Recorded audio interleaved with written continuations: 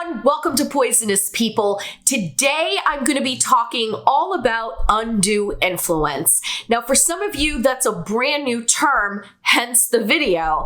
In this video I'm going to be giving you a loose definition of undue influence, and I'm also going to be giving you two very important things that you need to keep in mind in understanding undue influence, and then finally I will be comparing undue influence with gaslighting. They are not the same thing, but they do have a lot in common. Before we get to the definition, let's look at the first thing, the first important thing that you always need to keep in mind about this term, and that is that undue influence is a legal term, and the strict definition varies by jurisdiction. Now, that is not so unusual because when we have other situations like assault and battery and even sexual assault, these are also behaviors that we kind of all have a general understanding of what these terms mean, but the actual legal definition is determined by your jurisdiction. So what we're trying to do in this video is just give you a basic general understanding. So now we can look at the definition.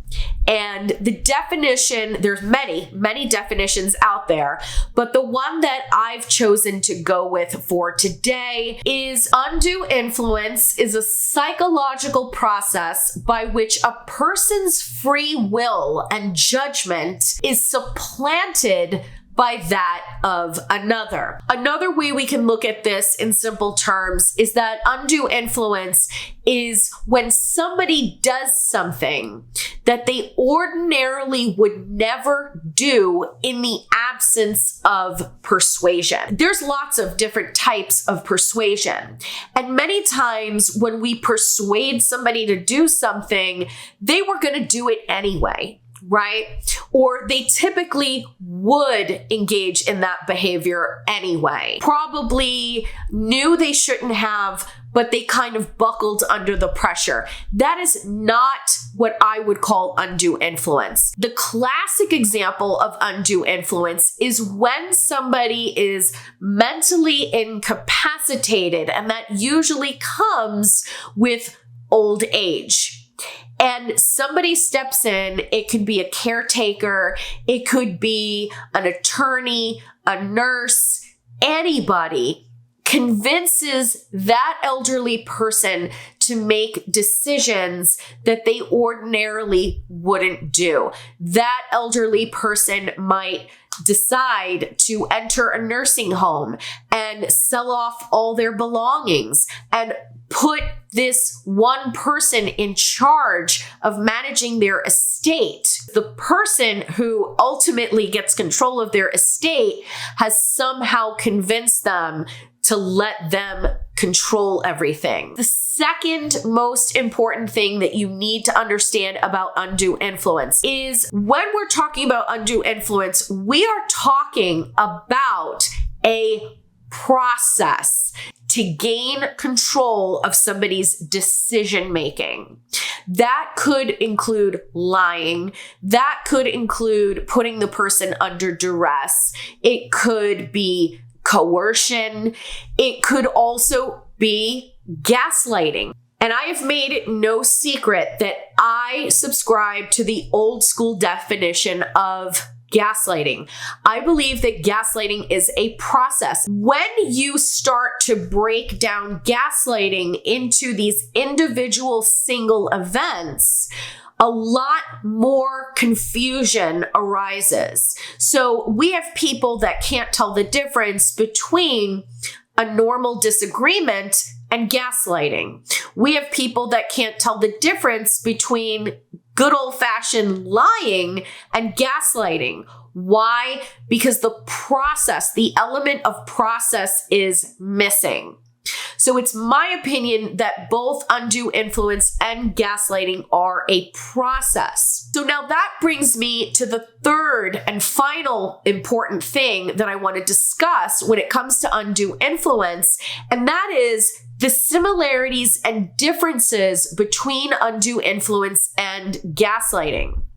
So the first thing to know is that they are not the same. Undue influence seeks to take control of the person's decision making. Gaslighting, on the other hand, seeks to take control of the person's mental health. So the main distinction between the two is the decision making versus the crazy making. Somebody who is under undue influence might believe that they are completely of sound mind, that they engaged in certain behaviors of their own free will, but they may have absolutely no idea that the other person was pulling the puppet strings all along. With gaslighting, the person doesn't trust their own judgment.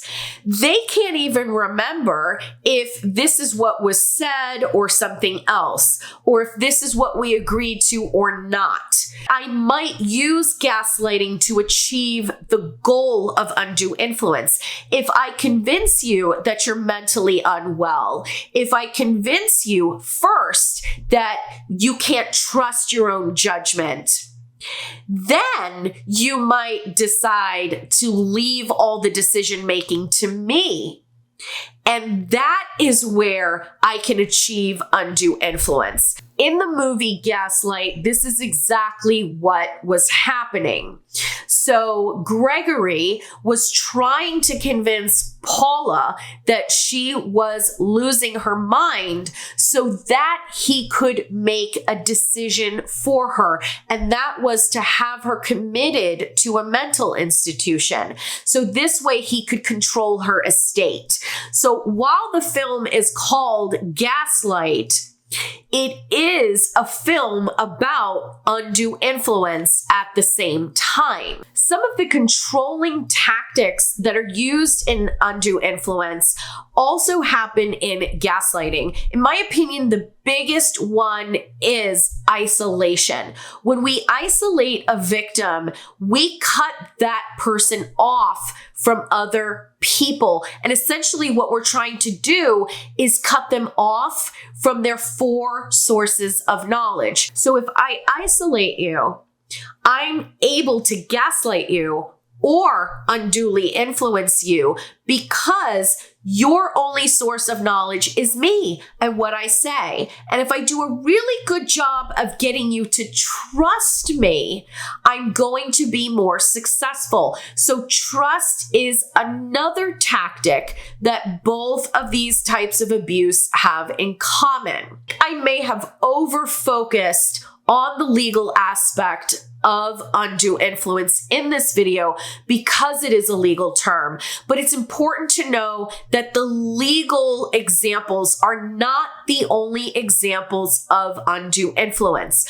Undue influence happens all the time in cults.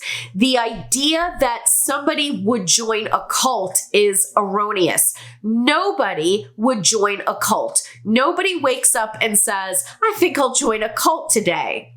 What makes people join cults is that they're recruited. They are unduly influenced. And again, that happens through a process.